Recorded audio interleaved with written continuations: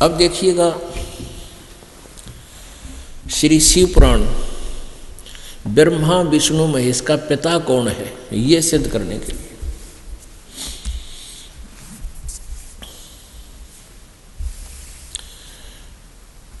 ये शिव पुराण है, गीता प्रेस गोरखपुर से प्रकाशित है। इसके संपादक कौन है?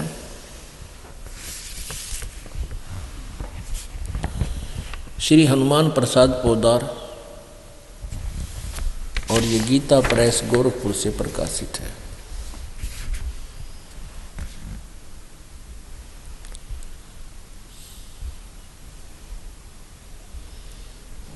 गोविंद भवन कार्यालय कोलकाता का संस्थान, प्रकाशक व मुद्रक है। इसमें देखिएगा रुद्र संहिता संक्षिप्त शिव पुराण प्रश्न नंबर 98 के लास्ट से शुरू करेंगे, और ये है रुद्र संहिता 98 के लास्ट से। अपने पुत्र नारद की यह बात सुनकर लोक पितामह ब्रह्मा वहाँ इस प्रकार बोले। अध्याय 5 खत्म हुआ, अंत हुआ रुद्र संहिता का, और छठा प्रारंभ हुआ अध्याय। श्री ब्रह्मा जी ने कहा, ब्रह्मा जी ने अपने पुत्र नारद जी को कहा, देव शिरोमणे, तुम सदा समस्त जगत के उपकार में ही लगे रहते हो। तुमने लोगों के हित की कामना से बहुत उत्तम बात पूछी है। जिस समय समस्त चराचर जगत नष्ट हो गया था, सर्वत्र केवल अंधकार ही अंधकार था, न सूर्य दिखाई देते थे न चंद्रमा आदि आदि। उस समय तत् सद ब्रह्म, अपने आत्मा ध्यान से देखना, कहते हैं सच्चाई चोर चोरावे तुमबड़ी गाड्डे पानी में, वह गाड्डे व ऊपर आवनो सच्चाई छनी ना। यहाँ क्या लिखा है कि उस समय ये तत्सद ब्रह्म, इस श्रुति में जो सत सुना जाता है एकमात्र वही शेष था।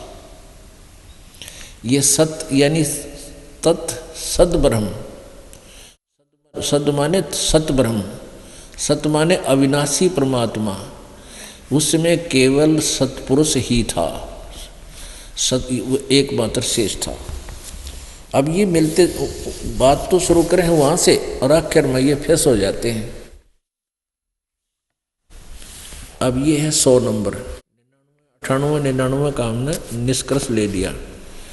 और जिस परब्रह्म के विषय में अब यहाँ परब्रह्म कह रहा है, ज्ञान और अज्ञान पूर्ण उक्तियों द्वारा इस प्रकार, जिस परब्रह्म के विषय में ज्ञान और अज्ञान यानी कुछ सच्ची कुछ झूठी, इस प्रकार विकल्प किए जाते हैं। ब्रह्मा जी को नॉलेज नहीं है, लेकिन हमने इन पुराणों को इसलिए सहयोग लेना पड़ रहा है क्योंकि हम इनको सच्ची मान रहे हैं, और इनमें भी बहुत कुछ मसाला हमें मिल रहा है।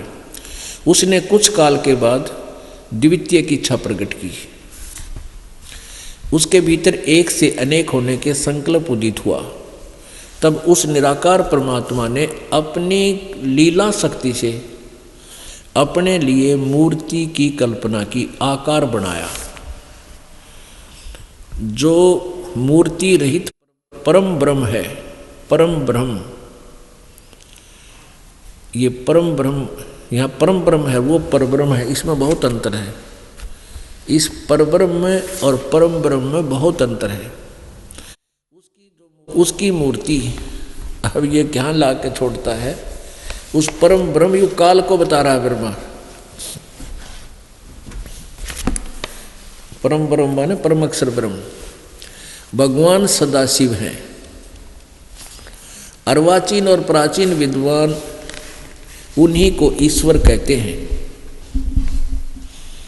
एक समय एकाकी रहकर स्वेच्छानुसार विहार करने वाले उन सदाशिव ने अपने विग्रह से स्वयं ही एक स्वरूप भूता शक्ति की सृष्टि की, जो उनके अपने श्रीअंग से कभी अलग होने वाली नहीं थी, उस पराशक्ति को प्रधान प्रकृति गुणवती माया बुद्धि तत्व की जननी विकार रहित बताया है।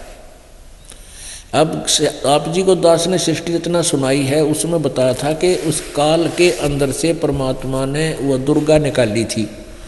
और ये ज्ञान एक बार कबीर जी ने परमेश्वर ने आकर ब्रह्मा को बताया था, लेकिन ब्रह्मा ने कुछ सुना कुछ ना सुना, काल प्रेरणा से स्वीकार नहीं किया। लेकिन वो याद से उसका थोड़ा थोड़ा वो बता रहा है। उस पराशक्ति को जो काल के अंदर से निकली थी, उस समय एकाकी रहकर स्वेच्छा अनुसार विहार करने वाले उन सदाशिव ने अपने विग्रह मन शरीर से स्वयं ही एक स्वरूप भूता शक्ति की सृष्टि की, जबकि परमेश्वर कबीर जी ने इस काल के अंदर से दुर्गा को निकाला था, जो उसने खा ली थी, जो उनके अपने श्रीअंग से कभी अलग होने वाली नहीं थी। उस पराशक्ति को प्रधान प्रकृति गुणवती माया, दुर्गा को प्रधान भी कहते हैं, पराशक्ति भी कहते हैं, प्रकृति भी कहते हैं, और बुद्धि तत्व की जननी तथा विकार रहित बताया है। वह शक्ति अंबिका कही गई है। उसको प्रकृति, फिर दोबारा कहा है, प्रकृति भी कहते हैं, सर्वेश्वरी, त्रिदेव जननी, त्रिदेव रजगुण ब्रह्मा, सतगुण विष्णु, तमगुण शिव जी को उत्पन्न करने वाली, जन्म देने वाली त्रिदेव जननी, नित्य और मूल कारण भी कहते हैं। सदाशिव द्वारा प्रकट की गई उस शक्ति के 8 भुजाएं हैं। कति कंसेप्ट क्लियर हो गया कि ब्रह्मा विष्णु महेश की जो माता है वह दुर्गा है, और आगे देखना ये क्लियर होगा। नाना प्रकार के आभूषण उसके श्री अंगों की शोभा बढ़ाते हैं। वह देवी नाना प्रकार की गतियों से संपन्न है और अनेक प्रकार के अस्त्र शस्त्र धारण करती है। एकाएकनी होने पर भी वह माया संयोग वसात अनेक हो जाती है। इस दुर्गा ने ही अपने 3 रूप बनाए थे, एक सावित्री, फिर दूसरी लक्ष्मी और तीसरी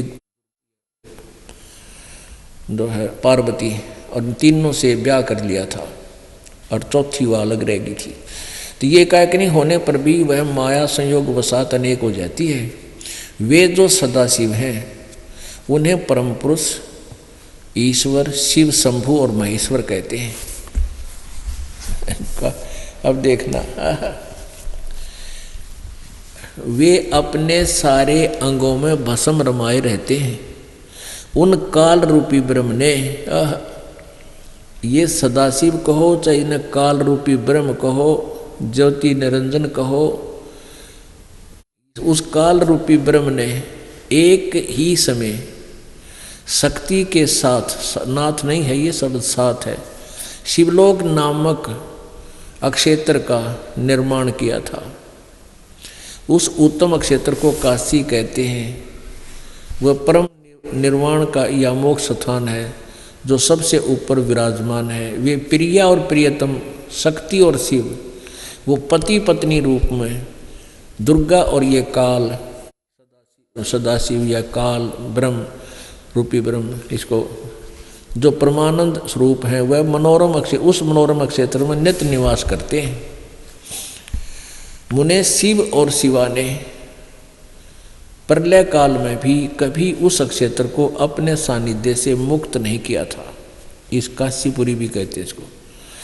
आगे देखो, देव से एक समय उस आनंद वन में रमण करते हुए शिवा और शिव के मन में यह इच्छा हुई कि किसी दूसरे पुरुष की सृष्टि करनी चाहिए, यानी कोई बच्चा उत्पन्न करना चाहिए, जिस पर यह सृष्टि संचालन का महान भार रखकर हम दोनों केवल काशी में रहकर इच्छा अनुसार विचरें और निर्वाण धारण करें। ऐसा निश्चय करके शक्ति सहित सर्वव्यापी परमेश्वर शिव ने अपने वाम भाग के 10वें अंग पर अमृत मल दिया, यानी पति पत्नी व्यवहार किया। फिर तो वहां से एक पुरुष प्रकट हुआ, यानी एक बेटा उत्पन्न हो गया। 102 पृष्ठ पे, गणा नहीं पढ़ा, हम इतना बताते हैं। शिव ने कहा वत्स, जो बच्चा उत्पन्न हुआ उसको कहा बेटा। काल ने कहा, काल ने व्यापक होने के कारण तुम्हारा विष्णु नाम विख्यात हुआ। यानी सिद्ध हो गया कि विष्णु जी का पिता शिवयुग सदाशिव काल रूपी ब्रह्म, जैसा यहाँ देखिएगा ये 101 पृष्ठ पे है कि उस काल रूपी ब्रह्म ने, वे अपने सारे अंगों पर भस्म रमाए रहते हैं उन काल रूपी ब्रह्म ने। ये काल रूपी ब्रह्म है विष्णु जी का पिता और यह प्रकृति दुर्गा है इनकी माँ। ठीक हुआ। अब शिव ने उसका नाम धर दिया विष्णु। ये तो हो गया विष्णु उत्पन्न हुआ दुर्गा और काल से। अब यहाँ ये छठा अध्याय समाप्त हुआ। 7वें में ब्रह्मा जी कहते हैं देव से, तत्पश्चात कल्याणकारी परमेश्वर शाम सदाशिव ने पूर्वोत्प्रतन करके मुझे अपने दाहिने अंग से उत्पन्न किया।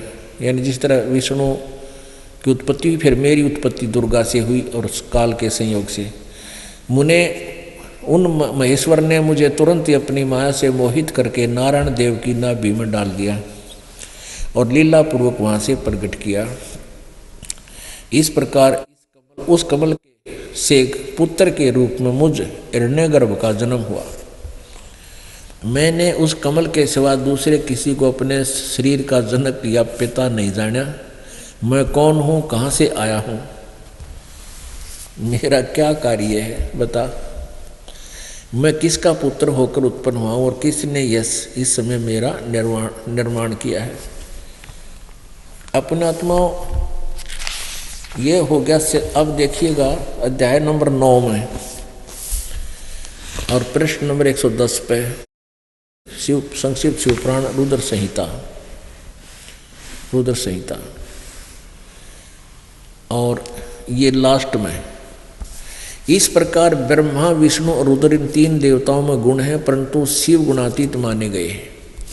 अब यहाँ 4 हो गए, ब्रह्मा विष्णु और रुद्र 3, और इनसे न्यारा जो है वो शिव, ये गुणातीत माने गए। इन तीनों में तो गुण है, रजगुण ब्रह्मा, सदगुण विष्णु, तमगुण शिव शंकर। और ये काल भी शिव रूप विष्णु रूप ब्रह्मा रूप धारण कर लेता है। तो शिव पुराण में जब जिसने शिव रूप में दर्शन करे उस व्यक्ति ने शिव पुराण की रचना की, तो इसको हीरो बना लिया शिव को, सदाशिव काल को। अब यहाँ ये अनुवाद करता, पीछे तो असमंजस में पड़ गया कि विष्णु शिव से शिव की उत्पत्ति कैसे लिखूं, लेकिन यहाँ नहीं छुप पाई इनसे, इन तीनों से अलग है। फिर यहाँ एक समस्या उत्पन्न हुई, कहने लगी तो रुद्र के बारे में कहा है, शंकर के बारे में नहीं। ये समस्या हल होगी, अभी दिखाते हैं 24, 25, 26 पे।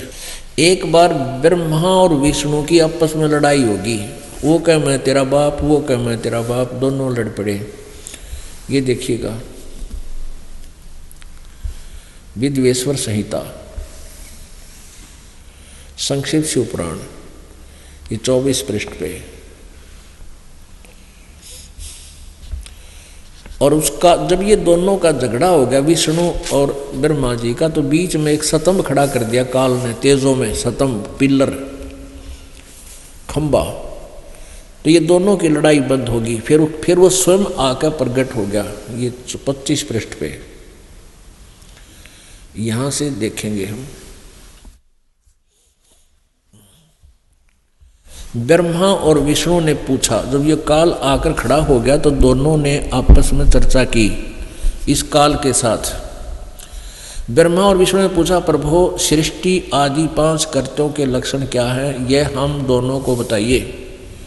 तो भगवान शिव बोले, युग काल बोला, आगे ज़्यादा ना बताऊं, यहाँ लेते हैं। अब 26 पृष्ठ पर आ जाते हैं। पुत्रो, ये काल बोलता है, पुत्रो तुम दोनों ने तपस्या करके प्रसन्न हुए मुझ परमेश्वर से सृष्टि और सतिथि नामक 2 कृत प्राप्त किए। विष्णु और ब्रह्मा तो यहाँ तक हो गए, ये दोनों तुम्हें बहुत प्रिय। इसी प्रकार मेरी विभूति स्वरूप, मेरे जैसे ही आकार के, मेरे जैसी वेशभूषा वाले रुद्र और महेश्वर ने, ये मैं नहीं, या ने शब्द है, रुद्र और महेश्वर ने 2 अन्य उत्तम करते संहार और तिरोभाव मुझसे प्राप्त किए, परंतु अनुग्रह नामक कृत्य दूसरा कोई नहीं पा सकता। रुद्र और महेश्वर अपने कृत्यों कर्म को भूले नहीं, इसलिए मैंने इनके लिए उनके लिए अपनी समानता प्रदान की है। अब ये दो तो ब्रह्मा विष्णु महेश हो गए, और दो ये हो गए रुद्र और महेश, चार हो गए, और पांचवा ये बोल रहा है यो काल है। हमने यही सिद्ध करना था। यहां देखिए,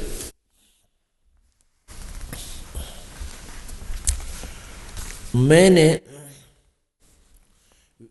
इनके बारे में बता रहा है कि रुद्र और महेश तो मेरे जैसे ही हैं, इन मेरे जैसे ही ये वाहन रखते हैं, मेरे जैसे ही इनके पास हथियार हैं। वे रूप वेशभूषा कृत्य वाहन और आसन और आयुध आदि में मेरे समान ही हैं। अब ये क्या बताता है, मैंने पूर्व काल में अपने स्वरूप भूत मंत्र का उपदेश किया है, जो ओंकार के रूप में प्रसिद्ध है। वह मंगलकारी मंत्र है। सबसे पहले मेरे मुख से ओंकार ओम प्रकट हुआ, जो मेरे स्वरूप का बोध करने वाला है। ओंकार वाचक है, मैं वाच्य हूँ। यह मंत्र मेरा स्वरूप ही है। प्रतिदिन ओंकार का निरंतर स्मरण करने से मेरा ही सदा स्मरण होता है ब्रह्म का। मेरी उत्तरवर्ती मुख से अकार, पश्चिमी मुख से उकार, दक्षिण मुख से मकार का और पूर्ववर्ती मुख से बिंदु का तथा मध्यवर्ती मुख से नाद का प्राकट्य हुआ। ये पांच अकार, मकार और अकार का और इस उकार, मकार, बिंदु और ये नाद, इन पांचों से मिलकर ये एक ओम मंत्र हुआ। इस प्रकार पांच अवयवों से युक्त ओंकार का विस्तार हुआ। इन सभी अवयवों से एकीभूत होकर यह प्रणव ओम नाम एक अक्षर हो गया। अब पुण्यात्माओं, इससे फिर गीता जी का लिंक जुड़ेगा। 8वें अध्याय के 13वें श्लोक में कहा है, गीता ज्ञानदाता ने श्री कृष्ण में प्रवेश करके काल बोल रहा है कि ओम इति एकाक्षरम ब्रह्म व्यवहारन माम अनुसमरण यह प्रयाति तदन देहम सयाति परमाम गतिम। तो यहां भी ये कह रहा है कि ओम मेरा एक अक्षर ओम है। और इसने देख नीचे नाड़ी ने क्या लिख दिया कि वह आकार रहित अकार आदि मकर कर्म से और मकार आदि कर्म से कर्म से प्रकाश में आया। ओम नमः शिवाय यह पंच अक्षर मंत्र है। इस ओम नमः शिवाय में ये अकार मकार ने होकर 5 से, और जबकि स्पष्ट कर रहा है कि इस प्रणव मंत्र में इस ओंकार में ही 5 हैं। ये उत्तरवर्ती मुख से अकार, दक्षिण मुख से पश्चिम मुख से उकार, दक्षिण से मकार और पूर्ववर्ती से बिंदु, मध्यवर्ती से नाद, ये 5, इन 5 अवयवों से युक्त ओंकार का विस्तार हुआ। इन सभी अवयवों से एकीभूत होकर यह प्रणव मंत्र ओम नामक एक अक्षर हो गया। और ये ओम नमः शिवाय इसने लिखा भी अलग भाषा में है, ये राइटिंग में। तो ये मूल संस्कृत में नहीं है, ये मन गढ़ंत है, लोक वेद है। अनुवादकर्ता ने हिंदी वाली में फंसा दिया, लेकिन संस्कृत मूल भाषा में ऐसा नहीं है ये मंत्र। तो अब हमने ये मंत्र मान लिया, ओम भी छोड़ दिया। ओम नमः शिवाय, क्यों ओम भी वहाँ आ गया, इसके नहीं सोच लिया हमने ओम नमः शिवाय, इसकी लाजी रटना। अब इससे ये सिद्ध हो गया कि ब्रह्मा विष्णु महेश जी के पूज्य पिताजी ये काल रूपी ब्रह्म है, जिसको सदाशिव भी कहते हैं। ये ब्रह्मा कुमारी पंथ पूर्ण रूप से इस काल रूपी ब्रह्म को इष्ट और सुप्रीम पावर मानकर आधारित है।